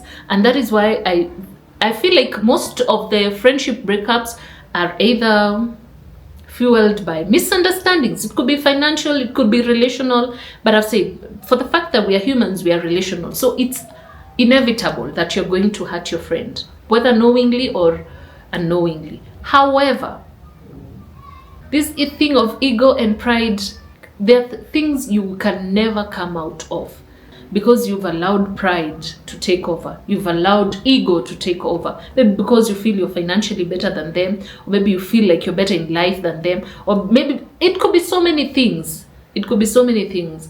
All I'm saying is, guys, learn how to be a friend. Learn how to be a friend to your friends. If you break up, the best thing is to apologize, guys. There are so many things you cannot get. Like, how are you going to tell me you're going to become enemies with your friend of 10 years? How now, guys? Do you know how hard it is to maintain friendship? Do you think friendships are not high maintenance? They are. They are actually. Apologize. Do the right thing. Do not deliberately hurt your friends. And if you do, apologize. I'm telling you, the whole friendship breakup thing is because someone hurt someone and another person does not want to apologize, which I can't stand. If I actually get emotional when I hurt someone.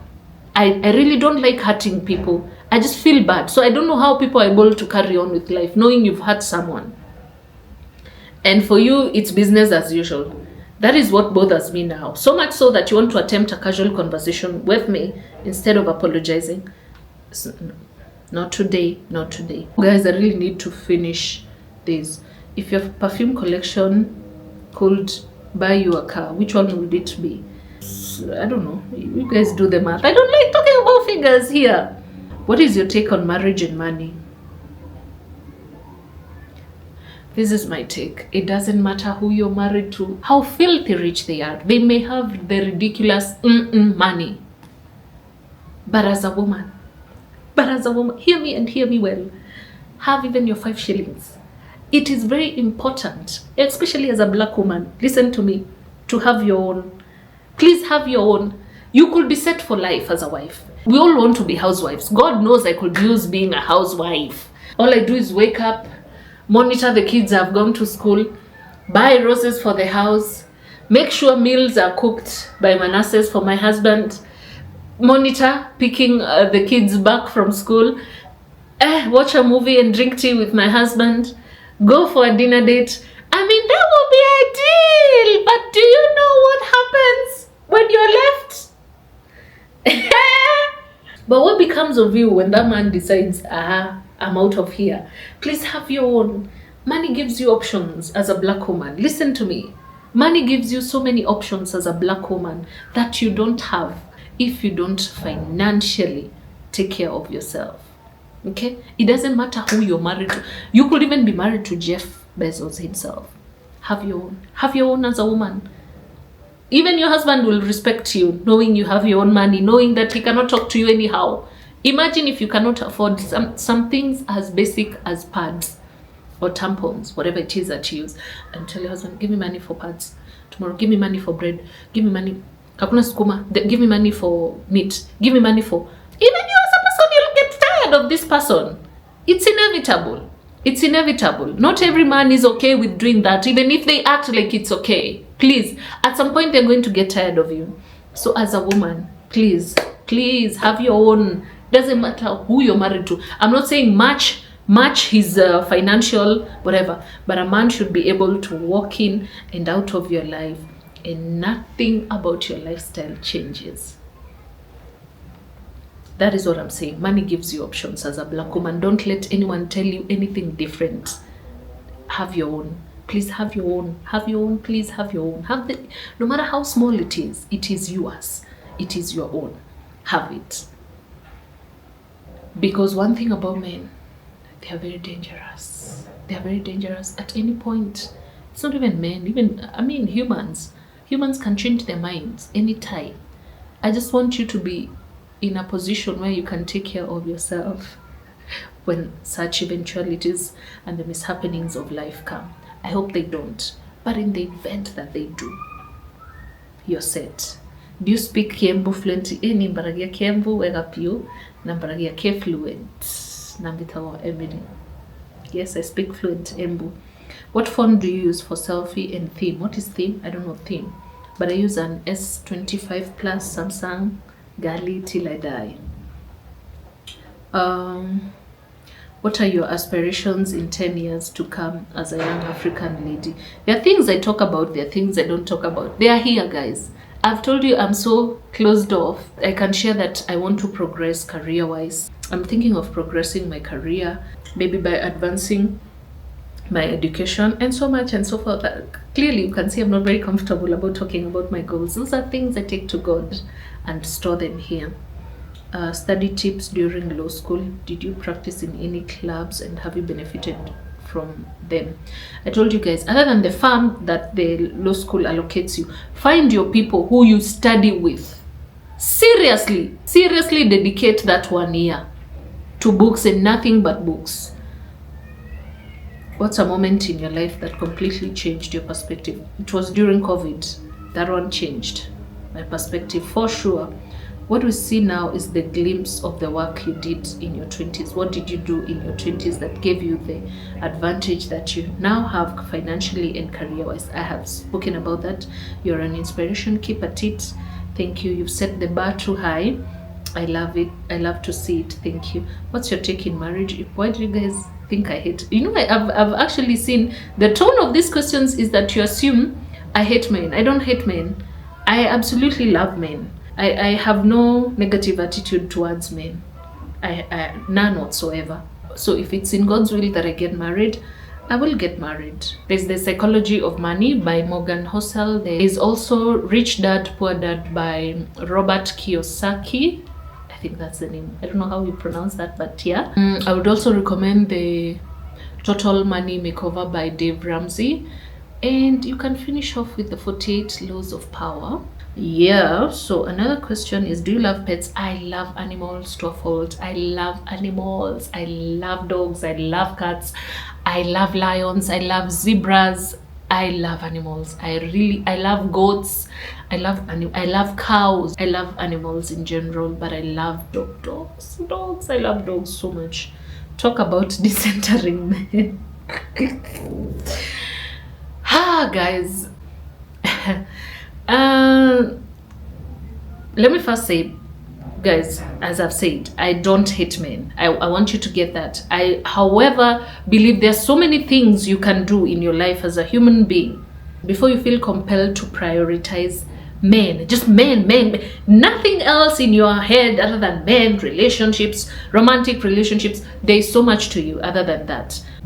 So, first unlearn internalized patriarchy. Ask yourself why you feel the need to prioritize men, their comfort, over your own comfort, over your own principles. I'm telling you these things as a lesson to you and as a lesson to me also. Be very realistic about men. Have a very clear eye perspective on men and treat men for who they are, not what you'd want them to be. You invest in non-romantic relationships so that there's your friends, so that you have platonic friendships.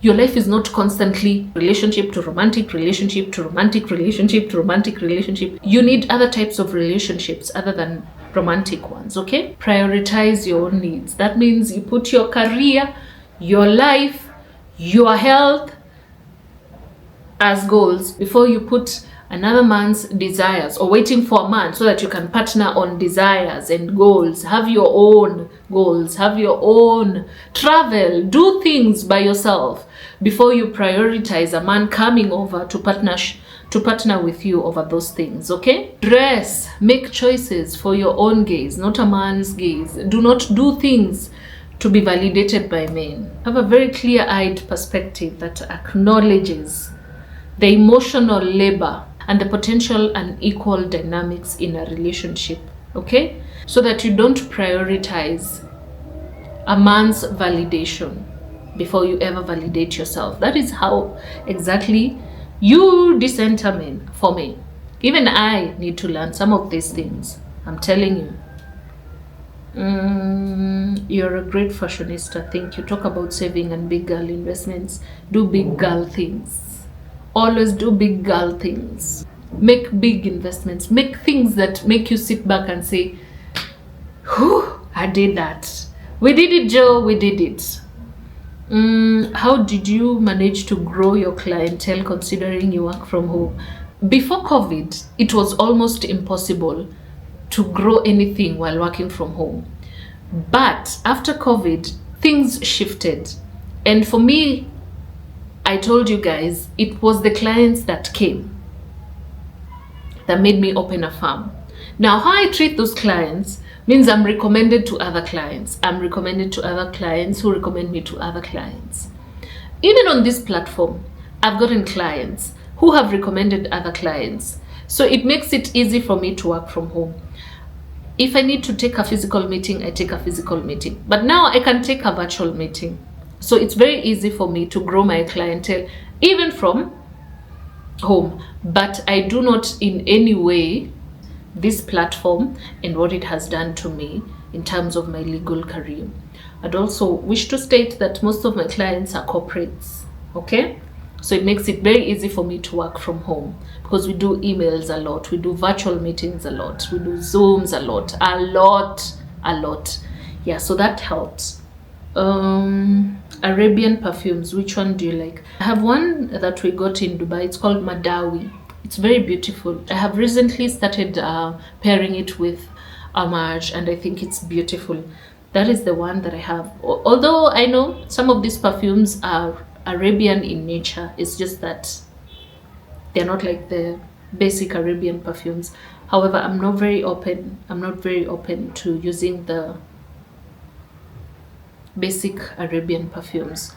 Would you advise the appropriate age to get married, or someone follows their heart above 18? Consider the things that I've said about compatibility and what you look for in a person. And this thing about age and getting married, there is no surety whatsoever, because you could marry late and marry wrong. You could marry early and marry wrong, and vice versa. So the age, really, so long as you're an adult, has nothing to do with it. Get married when you're ready. When you are ready. If for you it means first financially setting yourself up before you get married, then do that. Then you'll be ready to get married. Whatever feels is appropriate for you to first do before you get married, do it, and then you'll be ready. But most importantly, marry when you're ready. Do your nails get weak from back-to-back gel manicures? I do get gel, but what I do is an overlay. So they do it on top of my nails. It's not, doesn't go directly to my nails. And then every month now I go for the infill at Lux Nails Escape, which I love. Which investment opportunities have you pursued and worked for you? Majorly real estate. Are you considering to have children, or you've made it to be child free for life? I don't want to have children. That's how do I decenter the male gender? I have answered that. Not a question, but I love you. Do you mentor girls? Do you have business other than the law firm TMI? But I have a farm. The love you have for Burgundy, only God knows. Thank you. Hi, Emily. Between your excuse me, Bali and Dubai trip, which one did you enjoy and miss the most? Comparing Bali to Dubai is crazy, because Bali is very grounded. It's very grounded, for lack of a better term. It's like oil and water. Dubai, on the other hand, I feel like if you love modernity, if you're a fan of modernity, if you're a fan of technology, if you want to have a good time, if it's a shopping hub, Bali is not a shopping hub. It depends on what you're looking for. Bali in Indonesia is doing very well for itself, I must say. But those two serve a different purpose. I could go to Dubai today and still want to go to Dubai next week. Dubai is a vibe for me, that's for sure. I always want to go back to Dubai. Which apps do you use? And do you use camera or phone during filming? I use a camera. This is why I'm using my phone. How was it when you were starting YouTube? The imposter syndrome, confidence materials. For me, I just picked the phone, put it on I didn't even have a tripod. I didn't know what a tripod was then, and filmed my first video, and that was it. I was actually bored. Again, this thing of productivity anxiety. I was just bored. At that time, they had not even established virtual court. There was no CTS. There was nothing was happening. There was no even access to court.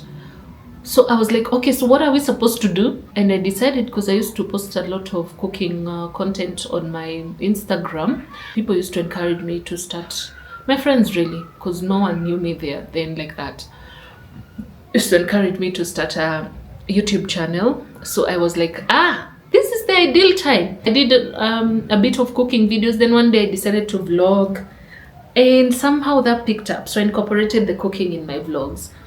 Yeah, so I didn't have imposter syndrome at all. Do you know you inspire people out here? Thank you. How do you balance between law and content? I love your house, by the way. Waiting for for your first car? I told you guys how I balanced that. What was your first and cheapest perfume for a uni comrade? When I was in uni, I used to get the measured perfumes, the ones that you go and they for you inside, and then they the extra. Guys, please don't ever give up in life. Everyone starts somewhere. Every life is a journey, I'm telling you. And then after that, I think when I became a pupil, I was able to afford Givenchy Play for Her, the purple one. I wore that perfume for years and years because it was the only one I could afford. So any time when it was almost over, I used to budget and go and get it at His and Her Scents. I think that's their shop. And that was my perfume. And then when things picked up, I bought 2, then 3 to what I have now. So yeah, as in the university, cheap perfume. I think I don't know, I've not tried enough Arabian perfumes to recommend that. But you see, if you're looking for longevity, get the measured ones, those ones, because they're oil-based, they are very strong. It's value for money and it's affordable. So that's what I'd recommend. I have said who are my fashion icons. If I'm looking for something timeless, said Jessica Alba, Lily Collins. Those, it depends on what I'm looking for. How to build a good wardrobe. I am not the one to advise on a good wardrobe because I buy whatever. However, if you've ever noticed anything about me, is I don't buy anything trendy. I stay away from anything trendy. So I'll come here and tell you I've bought 10 blouses because the blouses that I bought when I was in campus, thrifted ones, I still wear to date. Jeans are very classic. Avoid trends. Build a capsule wardrobe, for example. Stay away from trends. Stay away from trends. Otherwise, you'll keep buying because you're buying fashion. What is trendy? You still buy that trend and the next trend and the next trend and the next trend. Buy classic things. Things you know you can wear over and over and over and over. Stay away from trends. Buy timeless pieces. A pair of timeless sandals, a pair of timeless jeans. Do you remember when the jeans with the holes everywhere were trendy? Not ragged holes. Holes like literally love hearts. They were trendy. Now no one wears that. Do you remember when the boot sandals were trendy? Like they were literally sandals, but they had a boot in them. Who wears that anymore? Do you remember when mohawk was trendy? Who does a mohawk to this day? No one. All I'm saying is invest in classic, timeless pieces. Where did you grow up? Nairobi, Embu. How do you manage to balance between work and content? How are you? Where do you see yourself in the next 5 years? What keeps you moving? I admire what you do. Thank you. I have answered most of these. Do creators pay taxes? Yes, creators pay taxes. They do. Even on the YouTube earnings, there is tax there. I just love you, Emily. Larry from Uganda, thank you. How much is the least money you've made from content creation, and is it a path to take? Now that I don't, okay, I'm going to answer this. This one I'm going to answer. The first amount I made from content creation was 30,000, and it was that was years back when I first started out. The first paycheck I got was for 30,000. That time even tax hadn't been introduced. Sometimes are you able to just film the day in the life of Emily WK and change a few different things? Change what? Change what, really? I don't get this question. Are you saying I should film and change different things? Because I have actually gotten that where people say, okay, you wake up, you make breakfast, outfit of the day, scent of the day, you watch Housewives, you go to court. But that is exactly what life is. It's only in a movie that you'll watch a person shower once. It's only in a movie that you'll see a person go to the office once. But I do lifestyle content, the life and style, life.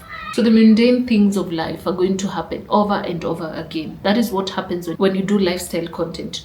It's inevitable that you will wake up, you will shower, You will make breakfast, you'll go to work, you'll come back, you'll make dinner. Like the mundane things of life, guys. It's inevitable. Okay, we need to wind up now. I had a dream you were someone's running mate in a seat and you won in Nairobi. Oh well. Lord have mercy. How do you beat self-sabotage and the feeling that you aren't worth it? This is okay. I have answered this and I have told you. I don't know if it's my DNA or how I was brought up that my self-esteem is an 11 out of 10. Never, not once, do I ever feel I am not worth it. I don't know if it's how I was brought up confidently, or I don't know exactly what I can point it towards, but I've never felt worthless. Not by a man, not by a friend. Nothing in this life has ever made me feel, I am not worthy. How do I beat self-sabotage? That was the other question in that. I do not...